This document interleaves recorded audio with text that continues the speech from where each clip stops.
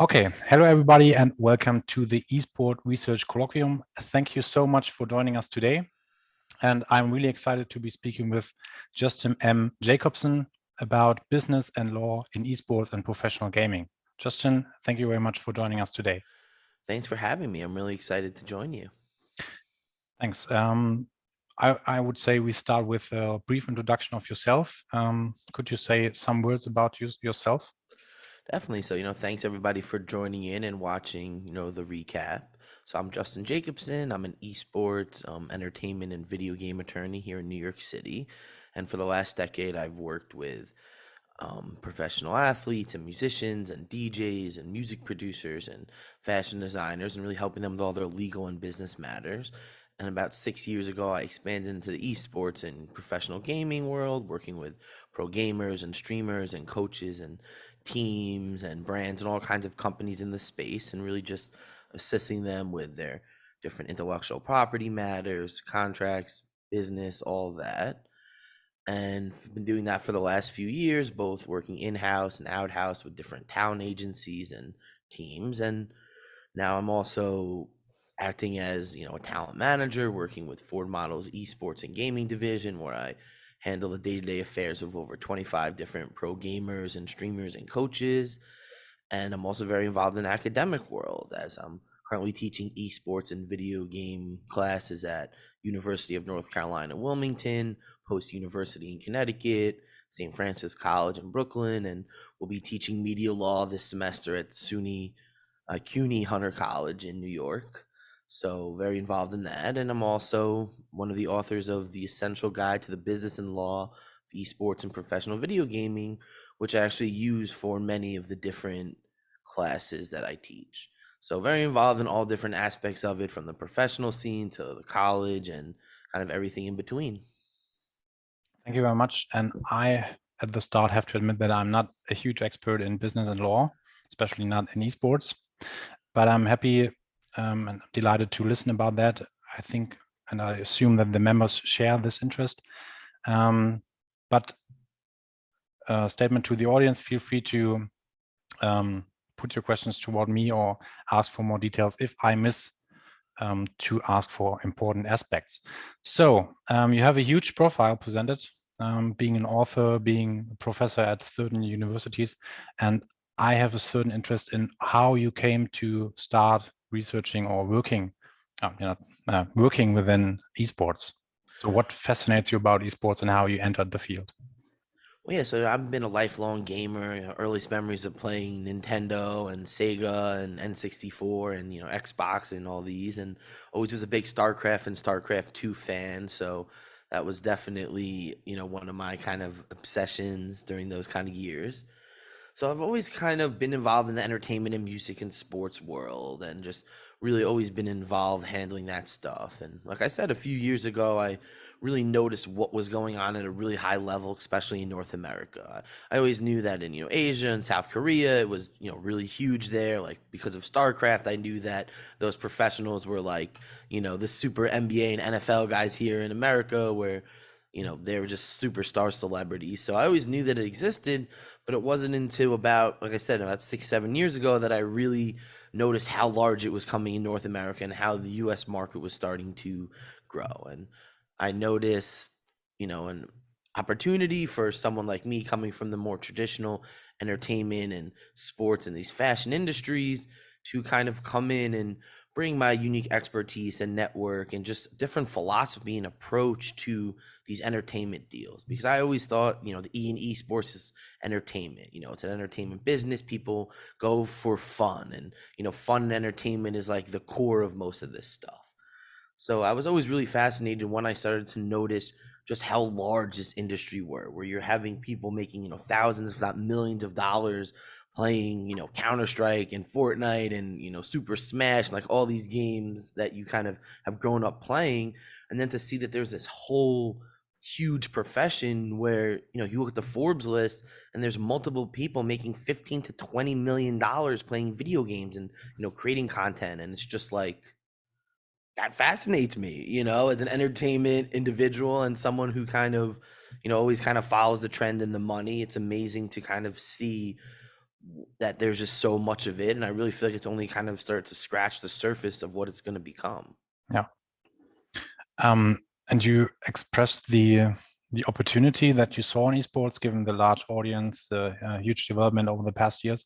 And can you go into more detail on your first steps within the field of esports, how you really started that? Well, yeah, you know, as I mentioned, I kind of noticed that a lot of, you know, the attorneys and the people that were handling this stuff at a high level were, you know, very similar. They had a very similar background. And, you know, I came from just, you know, being here in New York, coming from just a different network, dealing with the Sonys and the Warners and the Universals of the world, to have a different perspective. And from there, I just started to work, you know, with different talent agents, being able to Yeah. help them, you know, negotiate their deals, learn how to deal with the players, learn how to deal with the teams. And then from there, I started just develop my own relationships, you know, directly with players and teams, and kind of just been doing it since. You know, worked with most all the major teams, from, you know, Team Liquid to FaZe to Immortals to Optic, you know, and all the different major titles. So really have a nice perspective on, you know, whether you're a coach, whether you're a pro gamer, whether you're a streamer signed to one of these orgs, or, you know, even if you're a caster doing some of these, you know, high profile broadcasts. Yeah. And would you say this was an easy access into the new field of esports, or have you faced some obstacles in doing so?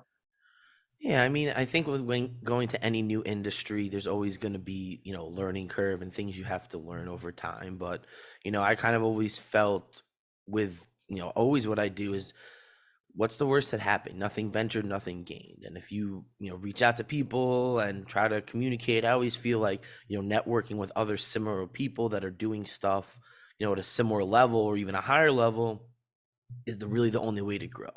And that was kind of the angle I took, of kind of networking and communicating with people that were, you know, here in New York, and then people that were trying to really doing it on a high level, just to kind of see who they are and what they're about, and, you know, what their plans are. And, you know, some people were receptive and some weren't. And, you know, from there, I just kind of started to do it. And, you know, there's more than enough opportunities out there, and as you do it more, you reach more people, and more people are like, oh, yo, this guy's great, he knows what he's doing. And, you know, I think that that's kind of the heart of these industries. And, you know, as I said, coming from the more traditional entertainment world, there's a ton of people that are, you know, music lawyers and, you know, sports lawyers, and, you know, working with fashion and models and art and all these creative people. So it's just, there's so many angles to work at it, whether it's on, you know, the label side, the publisher side, or, you know, the talent side, the streamer side, working for Mm. teams, working for, you know, brands that are working in the space, because there's a specific knowledge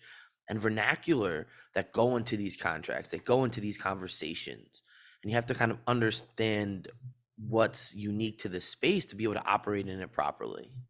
Yeah, I think that's a really beneficial and great perspective, to be open towards the new environment. And I 100% agree with what you said. And you already addressed some important points, such as publishers, players, and streamers. But I think the way to start the conversation about those aspects is to uh, have a brief summary of your recent book that you already mentioned when you introduced yourself, The Essential Guide to the Business and Law of Esports and Professional Gaming. So can you please go into more detail on that book, or maybe provide a brief summary? Yeah, so, you know, as you mentioned, I've released a textbook that is, you know, kind of looks at the business and law of esports and professional video gaming, where it starts by looking at what I call the four major parties of this esports business ecosystem, which is, you know, the gaming talent, that's the pro gamers, the streamers, the coaches, the casters, kind of the on-air hosts, and people that are kind of, you know, the talent component. Then you have the esports teams and organizations, and, you know, we all are familiar with those individuals, the teams that FaZe and Optic and Team Liquid and Cloud9, and then the game publishers and developers, the Riot Games and Activision Blizzard and Epic Games, the companies that actually create and monetize these games. And then you have the esports tournament organizers and league organizers, the ones who actually create these independent tournaments and leagues that players compete in. And then, after kind of looking at who they are and some of their, you know, chief income streams, starts looking at a variety of different legal matters that relate to the esports and a professional gaming world. So we'll look at intellectual property, such as copyrights and trademarks and licensing issues, and business and tax matters, including loan out companies and LLCs and certain specific industry tax write-offs or deductions that might not be that apparent or might be really beneficial to, any kind of entrepreneur in the space. It looks at kind of the employment and labor world, kind of the independent contractor versus employee distinction, and how labor unions and players associations have kind of developed, and what exists now and what might, be in the future. Also kind of starts looking at different event operation tips, social media disclosures, the growth of, esports federations and associations, music licensing, and just really a bunch of really useful things that any of these operators in the space might need to know. Where if you're a pro player and it's like, okay, well, how do I earn income? What are some write-offs that I may need? Why should I form a corporation or LLC? Why do I need a visa? Like, what is some of the stuff that goes into it? Because as we know, this world, you're in Germany, I'm here in the US, it's an international market with players coming from all over the place to compete in tournaments, to be signed to teams. And in order to come to the US to earn an income, you need a visa. And, that's a whole nother universe, because you're dealing with, government officials who maybe aren't that familiar with esports, or, what Rainbow Six Siege is, or, PUBG. And, obviously they might not know what Mario is or Madden because, their son or grandson plays it. But, League of Legends or Dota 2 might not, or Valorant might not be something they have any familiarity with. So I kind of give information that might be beneficial when you're preparing one of these, visas. So really try to give you a manual to understand what's going on, whether you're, an attorney or other professional trying to learn more about it, or even just an individual, whether, you're a player or someone starting a team or trying to operate an event. Kind of gives you some of the chief things you need to be aware of. That's a wide variety of topics there, and I'm not sure, honestly, what the best way to start the conversation about that. But one thing that always resonates with me after conferences, or at least in the past years, was the huge amount of influence from the publishers. And I think this is something that we can start talking about. So what do you think? Do you believe that game publishers have too much power over the esports ecosystem? And what is your way of handling that? I mean, I think that, obviously since the game publisher developer, they develop the game, they own the IP, or the rights to the game, which means they determine how and every use of the game, which, being a copyright owner, there's power in it. And there's a reason that you spend the money, the resources, the financial capital to develop this game, to be able to monetize it.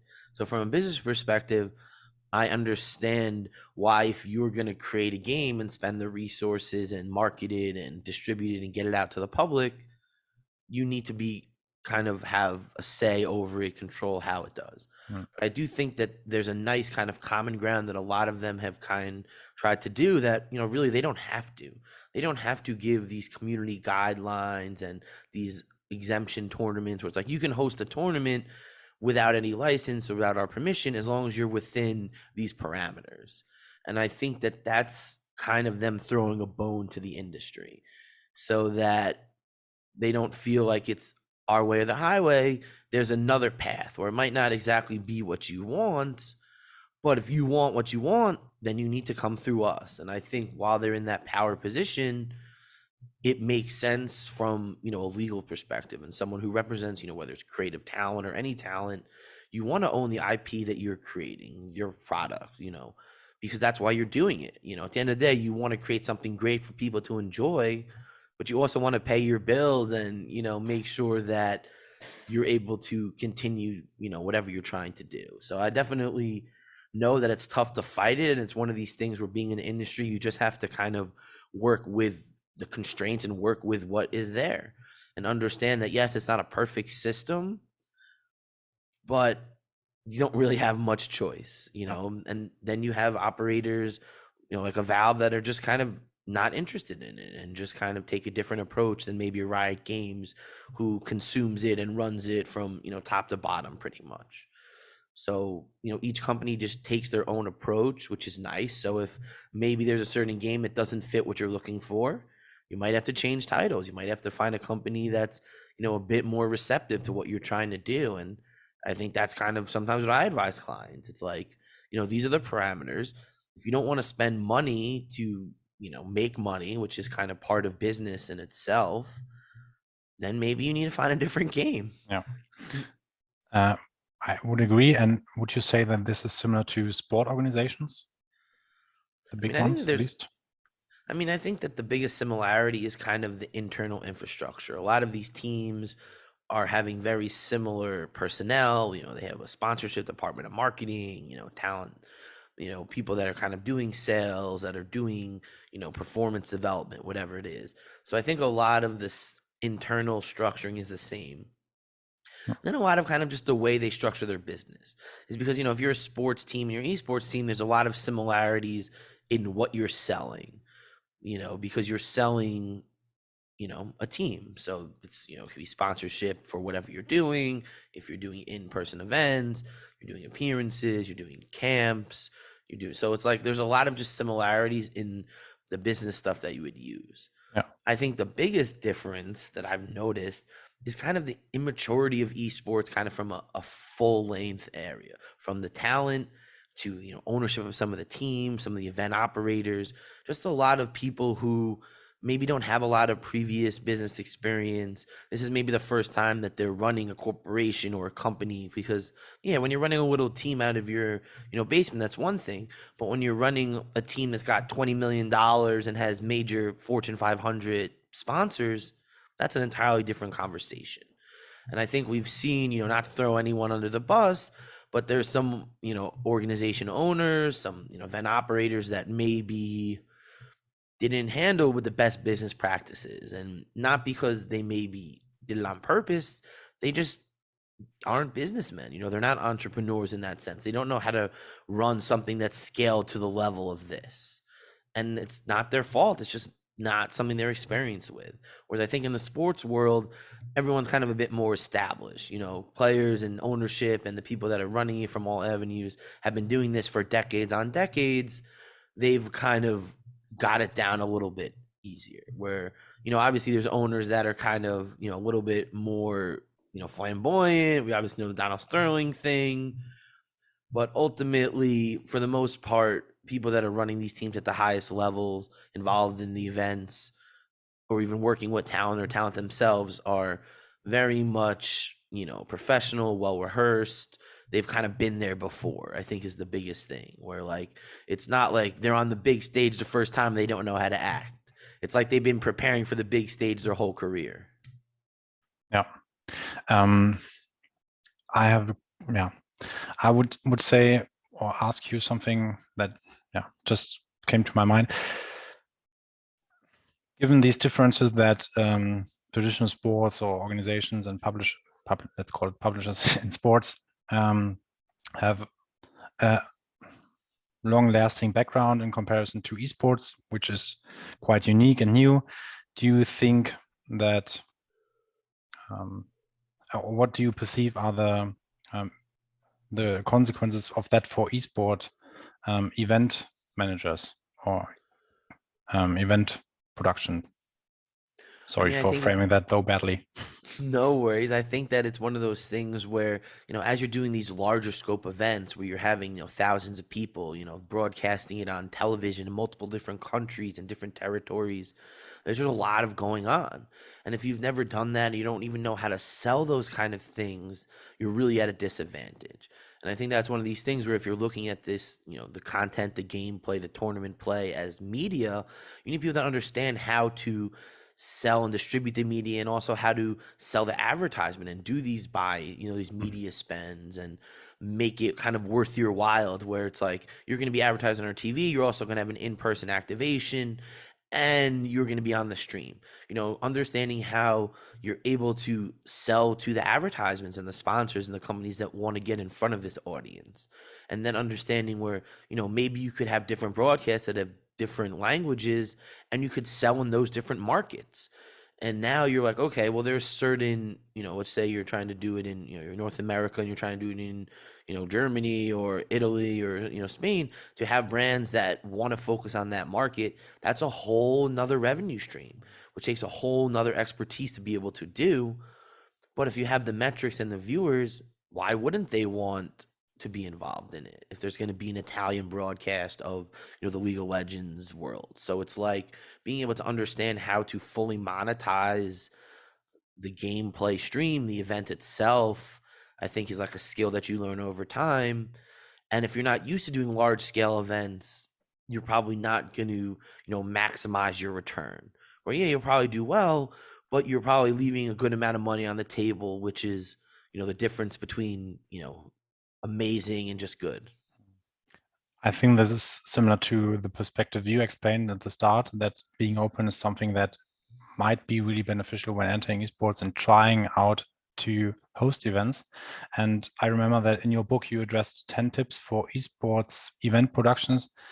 Yeah, could you please introduce those 10 tips briefly? Yeah, so I think that when if you're an event operator trying to figure out your event, figure out how it's going to look, one of the most important things is selecting the appropriate venue and finding where you can do it. And I think it's more than just the setup and the aesthetics of the place. You have to look at the technical capabilities, the internet, the electricity, what the space looks like for spectators and broadcasters and viewers and the team. Is there a green room? Is there a backstage where the players can hang out before they compete? Is there like a scrim area where they get practice before? So there's a lot of considerations beyond just, oh, we need a place that holds 200 people. So we need a place that holds 200 people that has the right internet capabilities, especially if you're doing something live or you're streaming from it, the electrical capabilities. I think that's a huge thing where, if it's a traditional venue, they might not be used to having all these computers running and, all the extra hardware that it's going to take, and then to broadcast it live. So there's just so many kind of technical things that go into it that you have to be aware of that, when you're selecting a venue and running an event. Also, kind of securing the tournament series or event operator name, looking using trademark law, especially if you're going to build something like, the Evolution Championship Series or, some other kind of uniquely named tournament or event operator, using, trademark law to protect yourself and to make sure that you own this, Survivor Series or, Hell in the Cell that you're kind of creating over time. Also making sure you get the appropriate licenses from the game publisher. As we were mentioning earlier, if you're not within these community exemptions, you need to get a license. And, there's ways to apply through their websites or to directly do it through their licensing departments. And these licenses kind of differentiate based on the scale of the event. The larger, the more viewers, whether it's in person or live, whether it's television broadcast, if there's paid sponsors, what the prize pool looks like, all these factors go into what this license fee might look like. Additionally, if you have a live performance or other musical, act there, you might need a public performance license, especially if you're in the US, you might need to get one from ASCAP or BMI to allow, Imagine Dragons or whoever else to perform live, at this event. It's also important to actually create the rules and the guidelines and, kind of decide all this stuff in advance, because you need to know, people need to understand what the buy-ins and the entrance fees and what it takes to qualify, and if it's online or LAN, is a combination of both. Is there an online qualifier followed by, an in-person finals or, whatever it is. And then obviously it's important once you kind of, decide you're going to do an event to have the sponsors to market the event, to promote it, to get people to know about it, to hire event talent, including, casters and hosts for the broadcasts, as well as, on-air individuals, staff, people that are on site helping run the event. So there's a lot of different things that go into operating it. And I think it's really important to be aware of, the technical things, which I really feel like a lot of people overlook. And then some of these licensing things, because if you don't do it right and you do an event without it, maybe you might not have an issue on the first one.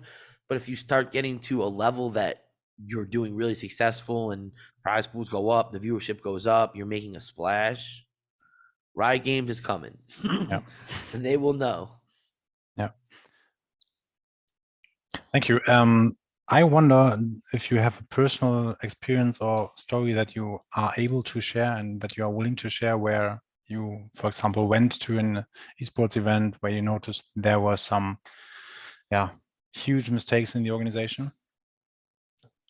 I mean, I don't know if I personally done, but I'm sure people can think of times where, the power outage happens and, or like there's no room for the players to scrim and they just have to walk right onto stage and play, and some of those complaints that you see. So I really think that, the biggest thing would be the technical equipment on site not working, maybe not being what you envisioned it being. I know sometimes we've seen people complain that, oh, look at these computers we're playing on. This isn't what we, envisioned using as professionals. And, I think those are the things that event operators get a lot of, issues going. If you, don't have the proper electricity and there's a, an electrical outage and now kids can't play or there's a delay and throws off the whole schedule. And that's not good for an event. Yeah. Could be something like a follow-up question. How do you think that intellectual property law impacts the esport business ecosystem? Well, as mentioned, because the game itself is, an IP and protected intellectual property work, everything around it emanates from that. So you have licenses to use the game, to play it, to stream it, to create content with it.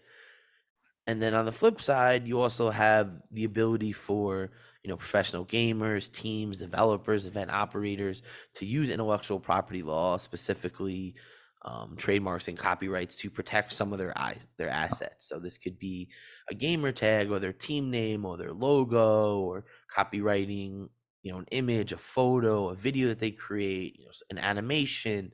So there's a lot of different benefits that, intellectual property law has to the scene, from the fact that the game itself is a protected work, which now you have to kind of enter into an agreement, which is a license to use the IP, as well as, the different actors in the ecosystem being able to use, intellectual property law to protect their different assets, their intangible assets, as they call them.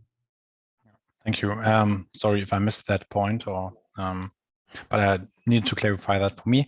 And moving on to also a comment from the audience, I would move now to the player perspectives and talk about player contracts. And in contrast to sports, esport players' contracts seem to be less transparent regarding salaries, for example.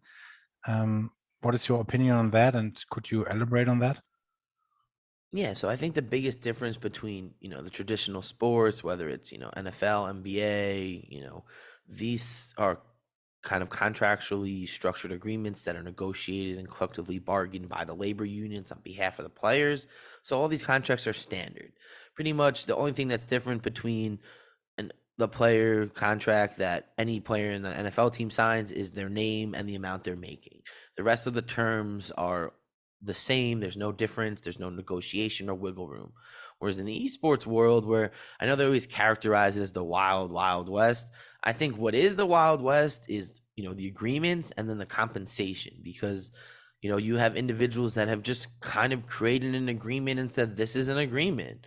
And then from there, it's evolved and different people have added their own spin, and it's kind of grown with time based on, certain issues, whether it was the Tfue, issue, where I call the Tfue fix, where a lot of these teams kind of fixed up their agreements and tightened up some of the loopholes that were in there. And then the compensation, depending, on the team, especially, on some of the lower tier 2 and tier 3 and upcoming organizations, the compensation, where there could be teams that are just compensating you to go to a tournament, something as little as, we're going to pay for your hotel and flight.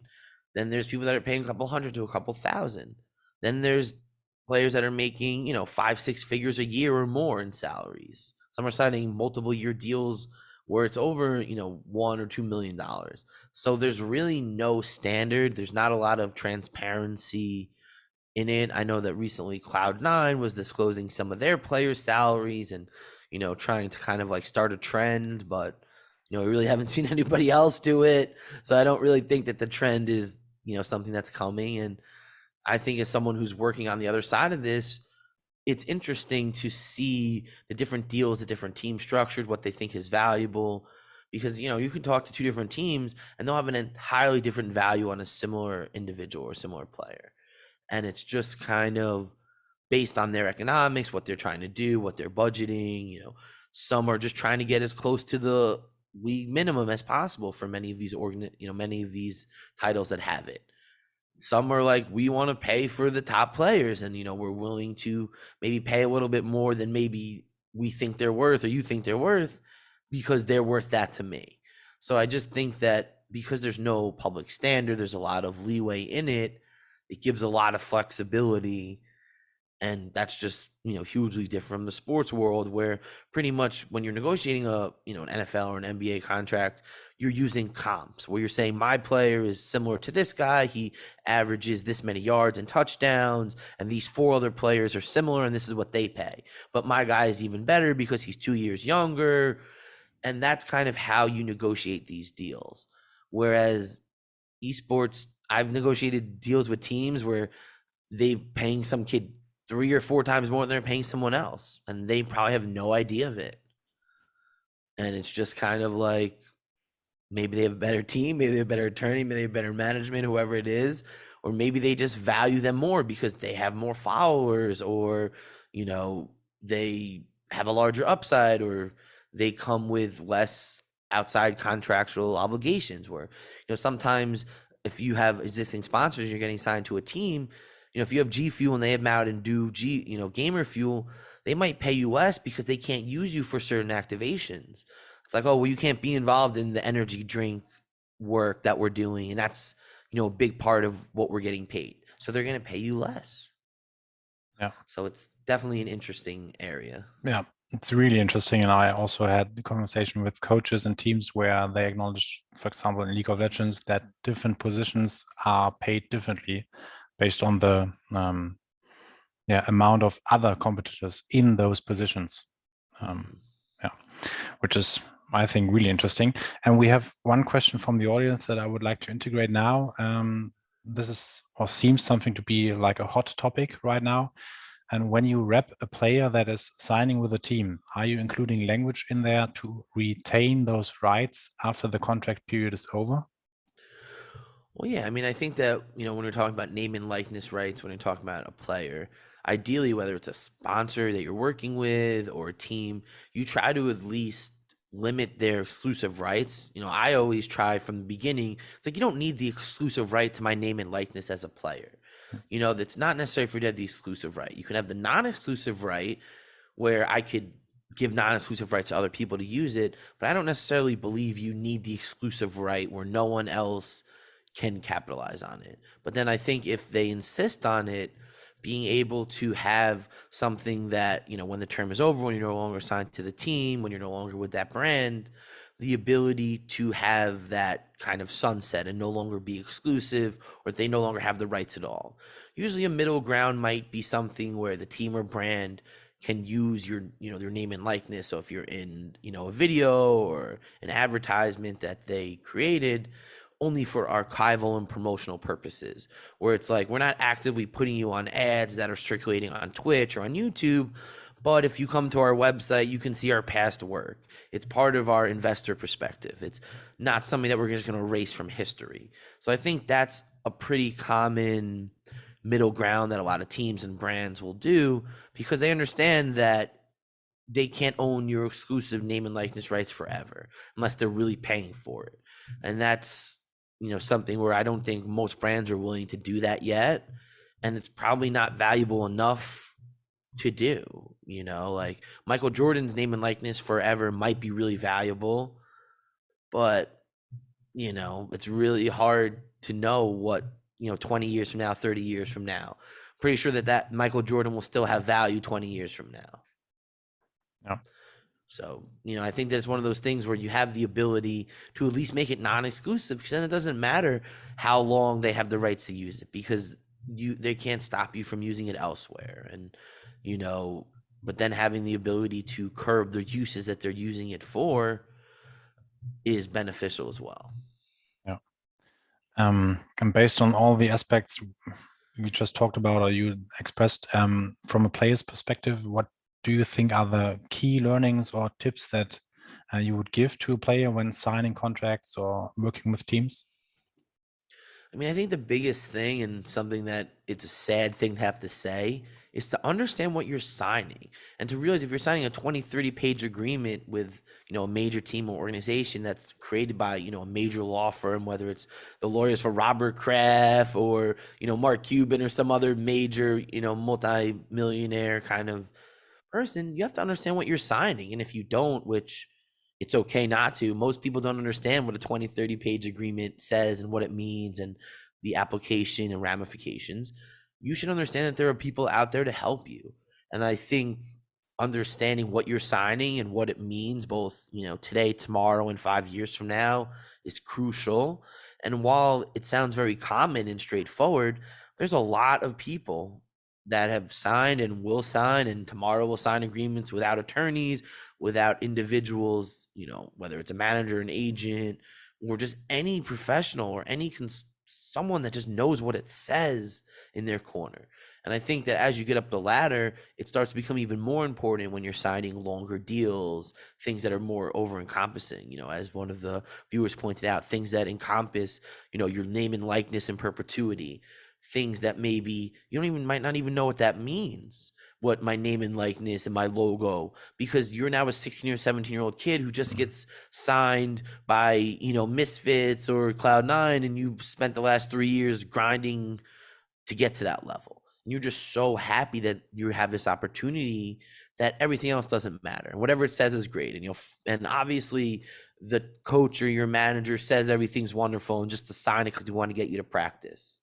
Let me tell you how many people look back, whether it's months, whether it's years later, like, wow, that was a mistake. And they don't realize that, if you get benched, they're going to cut your salary in half, or they can drop you by just paying you a month's buyout or a half a month's. Like, there's so many little things that impact you later. And I think that's kind of what my book tried to bring out. And, what I think one of the most unique things about it is, the contract chapter where I look at a major player agreement and a major coach and caster and sponsorship deal and kind of look at some of these very common clauses that have been included in many of these team deals and explain what they mean and some negotiation tips, because I think it's important to understand what a buyout clause is, what a right of first refusal or matching right is. Like we said, what name and likeness means, what things you might do to protect yourself, the ability to have a negotiation of a buyout. Maybe you get a higher buyout, but you get a transfer bonus. Like maybe you get in soccer where it's like, maybe the buyout's higher to incentivize me to do well, but I get a little cut of it as a player where I get 10% of the fee. So it's okay for me to have a higher buyout because I get a little of it. So as opposed to just having a higher buyout, the team gets all of it. So there's lots of different creative ways that I think once you have people that understand these agreements, and if you even think about that, you can bring in. And I think that's like the biggest thing that I wanted to highlight with the book is that there's so much more that goes into it beyond, what you're getting paid and what your streaming hours are and how many posts you have to do a month and stuff like that. Yeah. I really think it's a great book that helps you guiding through all those obstacles and all those difficulties. But in my opinion, or I think that it at least appears that players need to see an attorney before signing contract. And what is your opinion on that? Would you agree? Well, while it's a biased opinion, I would say that whether it's myself or any of the other ones, you need a lawyer when you're signing a contract. If you're doing something that's like a 1 day or like a 1 month contract that really doesn't have much long-term implications, maybe it's a little different. But if you're signing something that's several months, several years, or just something that's really broad, that if you look through it and you're like, ooh, I don't know, this seems sometimes you got to trust your gut. Sometimes that something seems like it just doesn't make sense, and it probably doesn't. And I think to have that peace of mind, especially if you're trying to do this as like a real career and that you want to make this your profession, which is kind of what the premise of the whole book is that this is a professional career. You're an attorney, you're an accountant, you're a streamer, you're a coach, you're an analyst, you're operating events. This is a job, this is a profession, and it's a career if you do it the right way. And it can be a really lucrative career, as we see from the prize pools and, esports earnings and what Forbes is able to figure out. There's ways to make real money if you do it the right way and approach it that way. And I think that's why, coming from the music world, the sports and fashion industry, this is what it's about. Is you have these entrepreneurs being self-funded businesses, understanding that you, the person, are a business and you need to do it the right way. And if you do it the right way, you can be successful. But if you don't and you cut corners and you're like, oh well, it's only a 10-page agreement, I could figure it out. Like, let me tell you, that's the beginning of, oh, Justin, like it says this, like, what do you think? I'm like, well, it says that. What do you think? Like I probably wouldn't have signed that if I was you, but you signed it, and they didn't hold a gun to your head, and they didn't, you know, torture you, so it's probably going to be enforceable. Then you have the whole under 18 conversation, which makes things a little bit more tricky, but ultimately, if you're over 18 and you're signing an agreement, what it says is probably going to be what it says. I think it's a tough or rough moment when players finally reach the stage where they can sign a contract, and then although not being aware or familiar with attorneys, stuff like that. But everything you explained makes it really necessary to contact an attorney or at least an expert before signing contracts. Now we talked about young adults. Do you think there's a difference for coach contracts? And if not, what appears to be the difference in terms of their contracts? Is there something else that needs to be covered? Well, yeah, I mean, I think that the thing about a coach and versus a player is you just have a lot of less, potential income streams that are available to you. Most of the time, as a coach, you're probably just getting a salary. Maybe you're getting, a small percentage of the team's winnings. Whereas as a player, you're getting, all the income that you may be making on the side. Most of the teams let you keep your subscriptions and your ad revenue. And, they may take a little percentage of your prize pool, but most of it's for you. And then they're giving your salary. And if you're selling your own merchandise, that's mostly for you. If you're selling, you can have independent sponsors that usually don't conflict with the team. That's usually going to be just for you. Whereas with a coach, you're probably, most of that stuff isn't going to be available. You might not necessarily be developing your own merch line or doing independent contract, independent sponsorships and kind of selling yourself from that angle. So your agreements are mostly based on kind of your obligations on behalf of the team, what you need to do, how you need to present yourself, how you talk to the media, how you can't have rival sponsors when you're doing stuff on behalf of the team. So that's really like the biggest difference, is that there's a lot more pointing on what your responsibilities are. And their opportunities for income is just a lot more limited. I mean, if you're a former player or a streamer who also coaches, that might be different. But as a coach, most of your time is probably just on coaching and film study and review and scrims and all the other stuff that comes with managing 3 to 5 to 6 to however many young adults, which, as we know from just looking at Twitter, is sometimes a handful. So, I think that most of the coach contracts really just focus on your responsibilities for the team and to kind of make sure that you're doing your job and that you're not, doing anything that jeopardizes the team, the players, or their sponsors. Yeah. So there are something called player unions. Do you think that those are beneficial? And can you explain why? So I think it's important to understand the dynamic that exists between, sports, where there's, very common to have player unions, and esports. So in the sports world, the players, there's really two influential players. You have the teams and the players, the talent. Whereas esports, you have the players, the talent, the teams, and then you have the game developers. Because as we mentioned earlier, they own the game. Whereas no one owns football or basketball or hockey. You may have your own rules, the NHL, the NBA, NFL, etc.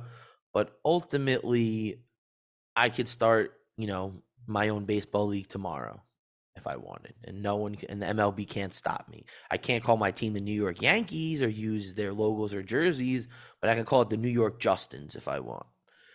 And we could start a baseball league, and I can get 10 other friends to make a league. But in esports, I can't just make a League of Legends league if without Riot's permission. I can't just start selling franchises the same way they have and say I made my own League of Legends franchise league and mine's half the price, so join mine. That's just not capable. So as a result, the whole entire bargaining structure is changed. It's not where you have two entities negotiating. You have kind of three entities that sometimes they're what they care about, their interests align, and then other times they don't. And having, as we know, having more hands in the kitchen, more chefs in the kitchen, there's always problems when you have more people, more interests, more competing business thoughts going on. So I think the structure of it makes it pretty tough. And then the fact that when you think about esports, that's competitive video gaming.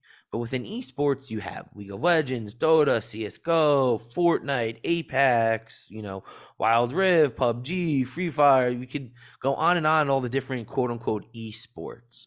So I think that the feasibility of having like an esports league, player association, or labor union is just not feasible because a game that's big today in a year or 2 years from now might not exist. When I teach, I always use the example of H1Z1, where there was this big game and all these teams were buying in and signing players and teams and coaches, and then PUBG and Fortnite and Apex and all these others came in, and overnight H1Z1 lost 90% of its player base, and that was the end of H1Z1 esports. So it's like, imagine if there's an H1Z1 Players Association that they were working on and making. It would have just been like, okay, well, this is scrapped. So I think what's developed is specific games, especially the more established ones, have created these players associations, which is really just a bunch of players coming together and saying, hey, like, we're negotiating on behalf of players. And, whereas a real labor union, especially here in America, is recognized by the National, Labor Board, where it's a government agency that accredits them, gives them power. There might be certain consent degrees, so that's not antitrust, which is all, way outside the scope of this.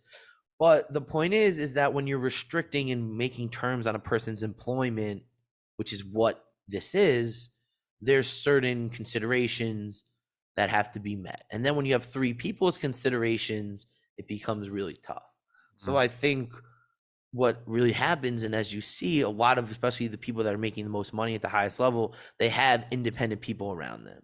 They have a team of professionals where they're not really looking at every other player. It's like, I'm worrying about myself and my career.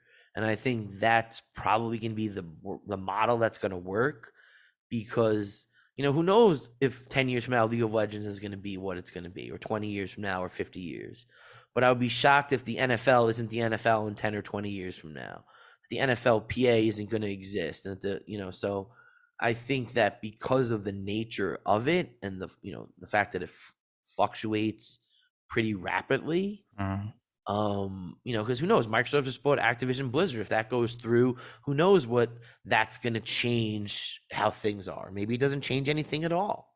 So, or maybe they change everything where it's just like everything's in Microsoft esports, and all these leagues are now under the umbrella where you all compete for the Microsoft Cup, and it's the Olympics of East. So it's just like, who knows where this stuff can go, and let alone where it's going to be 3 years from now or more. Yeah, that's a really satisfying answer to my short question. Thank you for that. Following that, you said something about ending contracts and stuff like that, and players being supported by organizations or being paid for advertisement on social media. And there's one question from the audience that states, do agencies like Ford models provide players with money, management, or financial education so they don't waste all the money to earn, or they earn? I mean, I think that, financial literacy for all these talent entertainment worlds is a huge thing. If you've seen the documentary on ESPN Broke, where you went through all these professional athletes who have, earned hundreds of millions of dollars and are broke. I think that it's really a sad story. And, as someone who's working with talent, to be able to explain to them why maybe you need a CPA or an accountant, why maybe, a financial advisor or someone that's doing wealth management might be beneficial. There's definitely been a whole, slew of, Morgan Stanley and Merrill Lynch and Alliance Bernstein and, some other independent financial advisors, here in the US at least, trying to get involved, trying to help some of these individuals who are maybe making, hundreds of thousands or millions of dollars a year, so that, as the question the viewer pointed out, so they don't kind of just waste through this. I've heard horror stories of, players getting, a six-figure prize check and then a third of it just evaporating, and them just being like, what? Oh, you didn't know about taxes and you didn't know about how you could structure different things so that maybe not all of it's gonna, be saved, but a lot more than a third or, 30-40% that you might get. So I think that there's a lot of, knowledge and being able to help put them in direction. But one thing that I've noticed, in my experience and advice I've gotten from people that, deal with a lot of pro athletes is you have to be very sensitive about how and who you advise people to help manage their money. And, I'm sure we've seen it, of, NFL players losing millions of dollars because their quote unquote financial advisor did bad investments. We all know Billy Joel got swindled out of millions of dollars from his quote manager. So there's kind of a fine line between, letting them know you need someone, this is probably going to be beneficial to you, versus saying, oh, you should go to Joe at Merrill. So I think that it's definitely beneficial for them to know that this is a thing and that, hey, like, you should probably get an accounting. And, Merrill Lynch or, someone, or E-Trade or one of these, financial things doing your taxes might not be the best route for someone like you. Someone who maybe is a bit more specialized and understands this space might be more beneficial. And I've seen, when I've sent a player to, a CPA that works in this versus, the CPA they were using, just they put the streaming income in the wrong place. They didn't know about certain deductions. It's just like little things that will make, their economic machine better. So I think you definitely do provide this advice that, hey, like, this is something you should be aware of. Like, if you're making a huge amount of money, especially at a young age, there are ways to, kind of preserve this. Like, you don't want $250,000 sitting in your checking account. Mm. And I've had, like, players be like, oh yeah, I just get all the money deposited in my account. It's like, well, what happens if you lose your debit card? Like, why you don't have, like, it's just like you put some money in a savings account. Maybe there's, other assets that you might diversify, securities, etc. So it's just being able to know that this is a conversation that you should have, I think, is kind of, the biggest thing. Yeah. One thing I hear over and over, because it appears to be really, really true, is that players, coaches, everyone working within esports or other areas that include money should see an attorney or at least get some knowledge on that aspect. Would you agree? Yeah, I Yeah. mean, I Okay. would say, I mean, being an attorney, it's a little bit of bias, but I do think that having a professional whose job it is to protect you, to work in your best interest, and who knows what they're doing, Yeah. like, I know that when I'm negotiating an agreement, I'm gonna make back the fee that I do, whether it's helping you, get the fee up or just a way. Like, I don't think there'll be many opportunities when you're working in professional that it might not be worth it if you pick the right and competent people. Obviously, not everyone is, of levels, and I think that it's important for you to do your research before you hire anyone. And, that includes talking to them, seeing who they work with, maybe talking to other people that they know that you've worked with. Because I think it's really important to know who they are and how they work. Because just because they have this quote unquote reputation, that might not necessarily be the kind of work that they produce, or, some clients that they work with might not be that thrilled after being with them if, maybe they're no longer the star of the show, the belle of the ball. So I think it's really important to understand that before you work with anyone, but that ultimately anyone that you're going to hire most of the time is going to provide this benefit. And if you don't have someone that's helping you and you sign an agreement and you don't understand it, it's really only your fault. Like, and like, I've had people come to my office where it's like, the producer says they own my music. It's like, well, it says right here that they own all the music. So like, I know you know how to read and not trying to be disrespectful, but like it says it here in black and white. So I don't know like what else you want me to tell you. Like I know you want me to tell you what you want to hear, but that's not my job. And I think that's the other thing about having a professional is sometimes you have someone who's their interest is in you succeeding, and it might not always be what you want. And I think that's the biggest thing when you're working with talent, especially, is being able to sometimes deliver bad news. Explain to them, like, okay, I understand where you're coming from, but that's probably not what's going to happen here. Or they, on the other side, probably don't feel the same way. So if we want to make this happen, sometimes there has to be concessions. There has to be a compromise. They always say that most successful negotiations, both people come away a little upset, where you don't get all the wins you want, but it's not a complete lose-lose. Where both parties lose a little, that's most times a successful negotiation. Whereas if one party feels like they won, the other one feels like, oh, this was terrible, I feel taken advantage of, that's never a good way to start a relationship, especially in these talent entertainment worlds where, someone's like, well, you know what, I don't really want to work with these people anymore. And the deal ends right there. Yeah. And beside experiences from other clients, what should players or other people involved in the esports environment should look out for? What are the aspects that are essential for you? I think it's overall understanding how whatever move you're doing now will impact you going forward. So I think a lot of people only, are very short-sighted. They only think about today, tomorrow, a week from now, a month. They don't realize that you have to think longer and bigger, and that you have to plan 3 months, 6 months, a year, because a lot of real things take longer. And if you're trying to do this for the long term, then you need to think long term. You can't think about, oh, I need to make as much money right this second as I can, nothing else matters, because then you might be 3 months later, you might be like, oh, great, well, that idea doesn't work anymore. Now I have to start over. So I think that's something that people need to be aware of, is that you have to think of a longer plan if you're trying to do this longer. Yep. If you're just trying to get in and be done in a month, that's probably not the people that are going to be ultimately that successful, and are not going to be around for a long time. So I think you have to approach whatever you're doing from the beginning like you're trying to do it for the long term, which means understanding, how and what you're signing. I was doing like a sponsorship deal with a brand, and it was like, we were doing like a one-off stream, and they wanted to give you a 6-month non-compete. I'm like, we're doing a one stream. Why does that make any sense that he can't work with anyone similar for 6 months? Like, there was just no correlation to it. And they're like, okay, yeah, like we could take that out. And it was just like, as soon as I said, like, that doesn't make any sense, like, okay, you're right, take it out.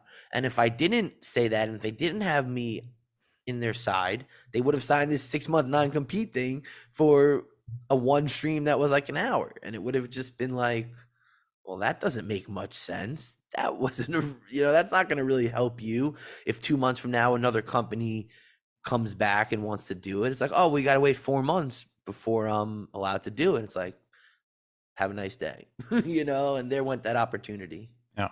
So what I'm hearing here is that players should think in the long run and make decisions long term based on holistic base of knowledge. But in terms of the practitioners, or in terms of the attorneys, what are the key characteristics that attorneys should possess when players look for them? So for example, players browse internet sites, websites, looking for the right attorney. What do they need to have?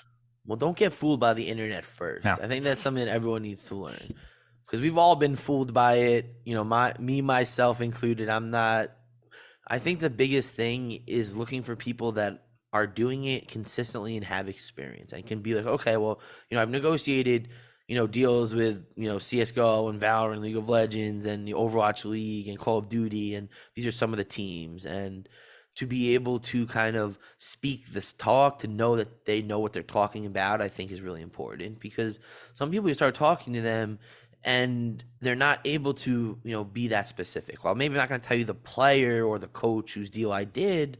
The idea is like, okay, I did a deal for, a League of Legends player that maybe signed to the Seattle team, that like, So it's just like being able to give some of these examples as much as you're able to because of, attorney-client privilege, I think is, important. And if people can't give you concrete stuff, they don't seem like they're really that involved in it. Because anyone could put up, an article that they type on their blog or, a nice little video like this.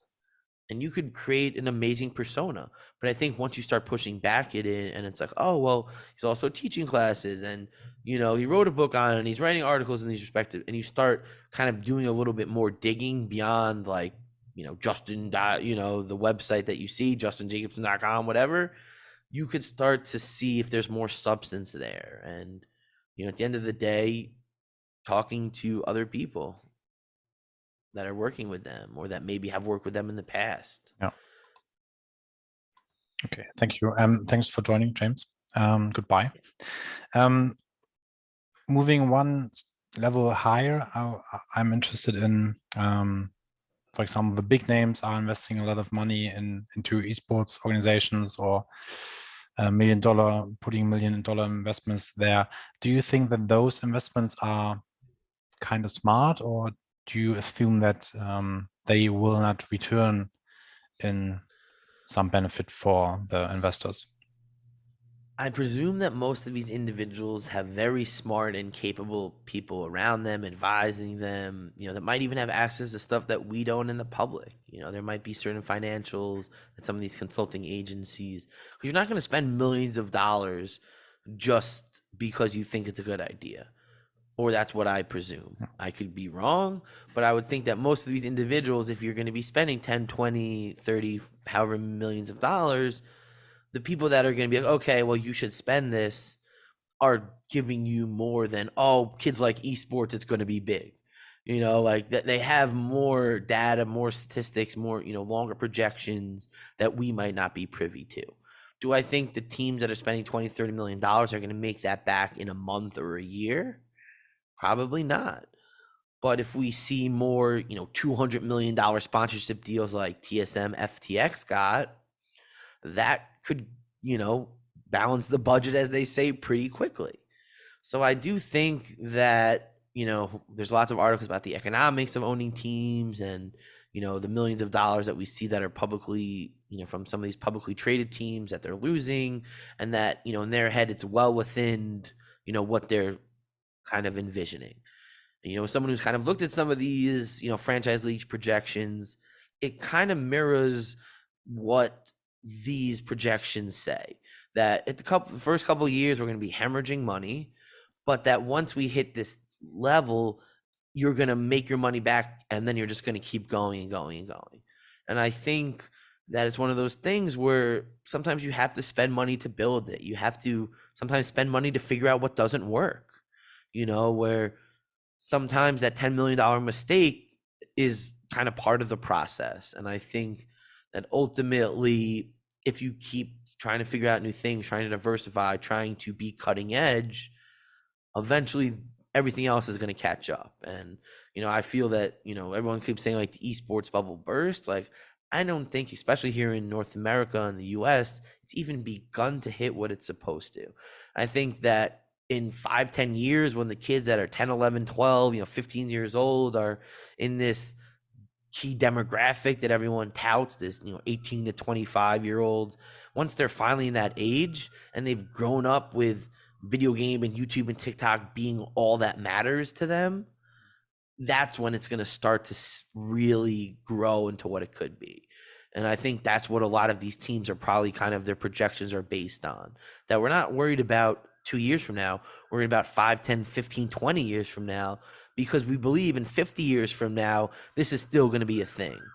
And, that's a good business plan. And if you're spending this kind of money, that's probably the way you're looking at it. You're not thinking, okay, like I'm going to invest in it and 2 months later, I'm going to flip it like an NFT, like you're in it for the long haul. So while to the outside person, losing $20 million looks tough. But if you have $500 million to spend, it's not the same. Yeah. Also, satisfying answer for me. Audience, please note if you want to have more detail on that. And I have one additional question from the audience that I would move on to now before I have two last questions. So if there are any questions left from the audience, feel free to put them in the chat now. So the question that was posted in the chat was about the debate whether esports is sports or not. And do you think that esports should be considered as a sport or as a own form of entertainment and competition? And what might be the Honestly, does it matter? Like, that's my thing. Like, what does being defined as a sport versus not a sport mean? Like, is chess a sport? I don't know. Is badminton a sport? I guess. You know, I would say that it doesn't really matter for my purposes. You know, to me, the E in esports is entertainment. You know, that it's about the entertainment business. It's about, you know, interacting with people, community, things that they love and enjoy. Mhm. So whether it's sports, music, art, fashion, you know, anime, or video games, this is what people enjoy in their spare time. So I feel like whether it's people hitting, you know, baseballs or hitting with cricket paddles or, you know, whatever they enjoy, it's all part of that leisure and entertainment world. Yeah.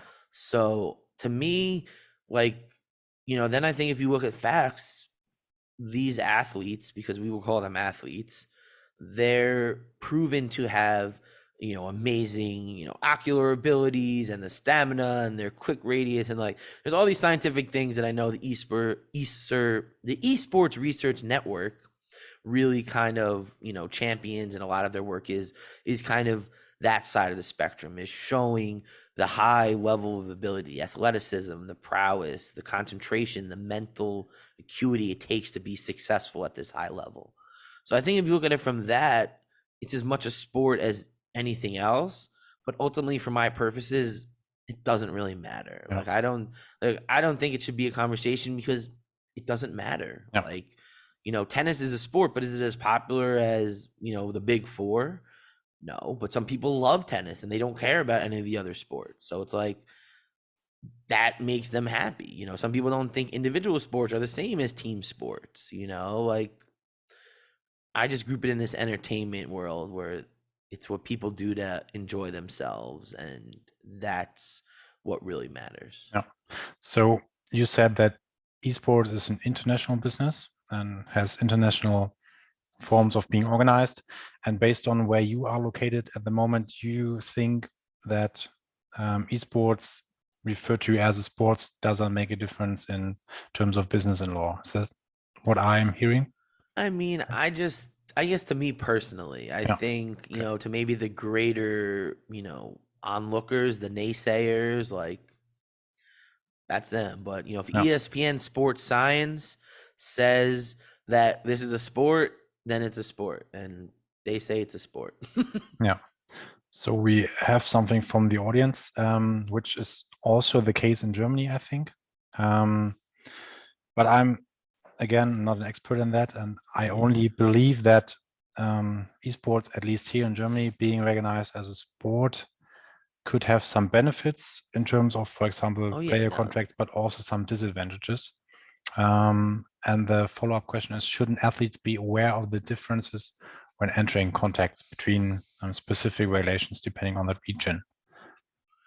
Yeah, I think that, you know, definitely, you know, internationally it's a little bit different. You know, EU labor law and certain labor laws are very different. But in terms of, you know, me as, you know, practitioner here in the US, Hmm. that's not the case right now. I think that most, you know, it's not under the same idea as a sports, not recognized like some of these other countries have, which I guess, as you mentioned, being a recognized sport provides certain, you know, additional benefits. You might be able to be part of the, you know, country's Olympic committee. You know, like you said, there might be certain, you know, regulations on your hours of work or, you know, maybe compensation stuff. So right now it's not like that in the US. But I could see it maybe being that direction of it, you know, as it gets larger and larger, and as more governments, you know, we've started to see some states like North Carolina and Georgia really embracing and providing, you know, business incentives and tax write-offs.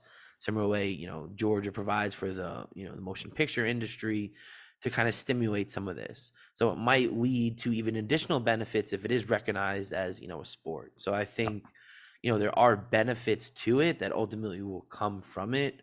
But in terms of the debate of like, are, gamers athletes, like, is esports a sport? Like, that's not something that I really entertain. Like, it doesn't, but I guess, in terms of legal and, the regulations, there definitely could be, specific, restrictions and regulations that might come into play. Yeah, thank you. Yeah, I'm happy with your answer, and yeah. Well, that's all I wanted to hear. Yeah, and I like that you have your standpoint there, and I agree. I even also don't care that much at the moment.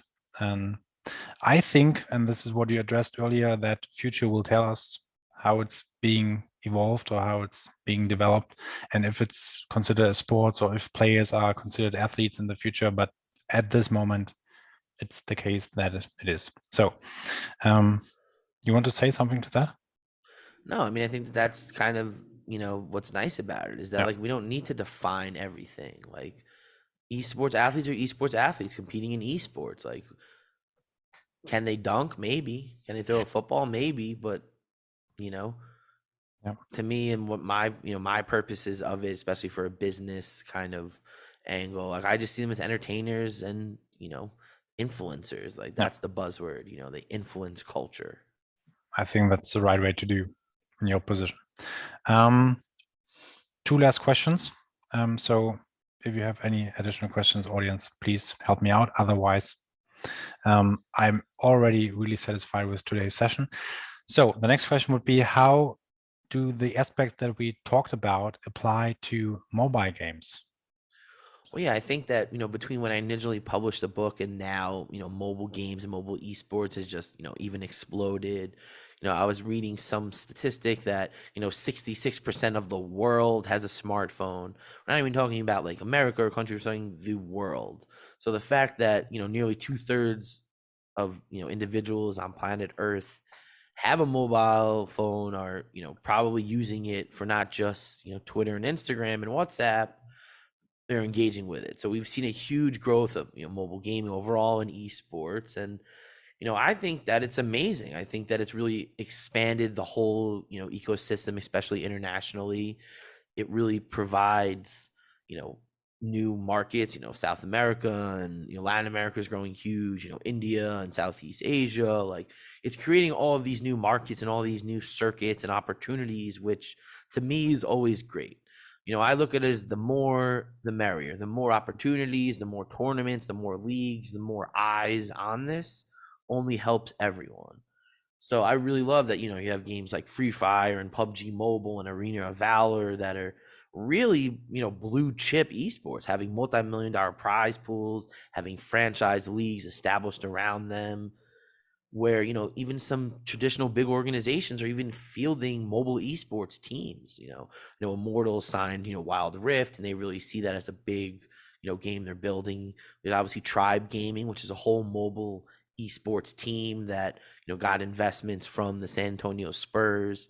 So the fact that you have, major organizations fielding teams in these games, multi-million-dollar prize pools, millions of people playing these games, and the ability to open up some of these other markets, I think just only helps everyone. And, I think that that's the greatest good, is that, you have people all over the world just loving and enjoying people playing games at a really high level. And, the fact that mobile has been able to really grow to kind of be like a third alternative, where maybe you can't, afford a really expensive PC to play some of these games that really need it.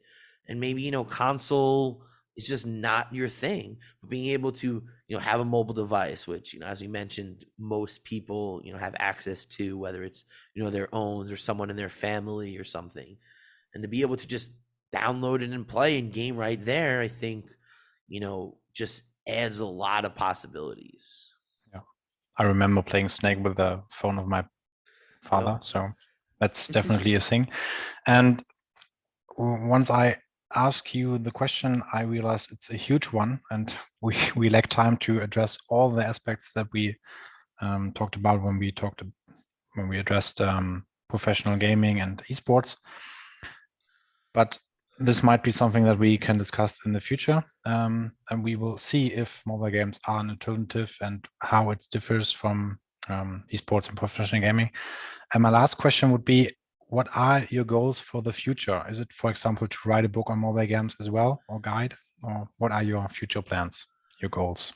Well, yeah, I just want to continue to grow and definitely, teaching some more courses, continuing to, get my book in front of, individuals like you guys, because, I think that what, the Esports Research Network is doing and the academics from across the world that are involved in it are really kind of on the cutting edge of this. So, being able to come on here and just speak at what I'm doing and, give you a little insight into kind of where I see it and kind of what I'm noticing is, really important to me. So definitely going to be teaching at some more schools, helping some additional colleges develop curriculum, very involved in the high school and middle school scene, trying to, help grow that. So definitely see a lot more from me in that. Definitely working on the second edition of the book. I know one of our viewers asked, but as I've learned with these big publishing companies, it takes a long time to get a finished manuscript out there. But I'm also looking at some more kind of specific topic focused books that are a little bit more focused on like higher level curriculums. I feel like a lot of the existing material is, intro to esports, intro to business of esports, kind of what my initial book is. But for this to continue to grow, especially on the academic scene, there needs to be textbooks and works that are applied to these higher level classes that aren't just intro to the basics, that kind of dive deeper into it. So definitely looking at some topics to work on in that realm. Yeah. Promising plan, promising future. Second edition of the book ahead of us, and the first edition will be linked in the description of the video on YouTube. So if you missed some aspects, feel free to rewatch the video on the Esports Research Network account. And I learned a lot, Justin. Thank you very much for the interesting conversation. And I lied to you. So I have indeed one last question. Are you still taking clients? Yes, I'm always looking to grow and, to interact with everyone. So, thank you so much for having me, and definitely check me on Twitter, Justin J ESQ. My DMs are open, so I'm always happy to speak to anyone, answer any questions, and, make sure to check out the book. And, if you check it out, and if you have any questions, I'm always happy to, discuss it and, hear any feedback that you might have. Yeah, that's it. Thank you very much. The Twitter handle and the LinkedIn handle is also in the description if you want to have access to that. Yeah, thanks everyone for joining. It was a pleasure for me hosting the session. Thanks once again, Justin, and see you next month to the next session of the Esports Research Colloquium. Goodbye, everyone. Bye.